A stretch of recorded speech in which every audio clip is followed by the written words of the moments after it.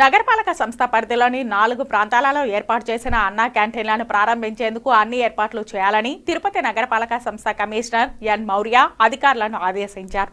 అన్నా క్యాంటీన్ల ప్రారంభోత్సవంపై ఇంజనీరింగ్ అధికారులు, అక్షయ్ పాత్ర నిర్వాహకులతో శనివారం కమిషనర్ సమావేశమయ్యారు. ఈ సందర్భంగా కమిషనర్ మాట్లాడుతూ ప్రభుత్వ సూచనల మేరకు అన్ని హంగులతో స్విమ్స్ కూడలి, new Balaji colony, Muthyalareddipalli, ESI hospital వద్ద గల అన్నా క్యాంటీన్లను ఏర్పాటు చేశామని అన్నారు.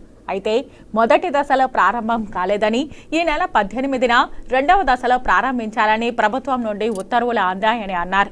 ఈ మేరకు 4 కేంద్రాలలో అన్ని ఏర్పాట్లు సరిచూసుకోవాలని చెప్పారు. క్యాంటీన్లు, పరిసరాలు పరిశుభ్రంగా ఉండేలా చూడాలని చెప్పారు. ప్రజలకు అందించే ఆహారం సరైన సమయంలో ఇచ్చేలా చూడాలని అక్షయ్ పాత్ర నిర్వాహకులను ఆదేశించారు. ప్రారంభోత్సవానికి ఎటువంటి పొరపాట్లకు తావు లేకుండా జాగ్రత్తగా చూడాలని అధికారులను కమిషనర్ ఆదేశించారు.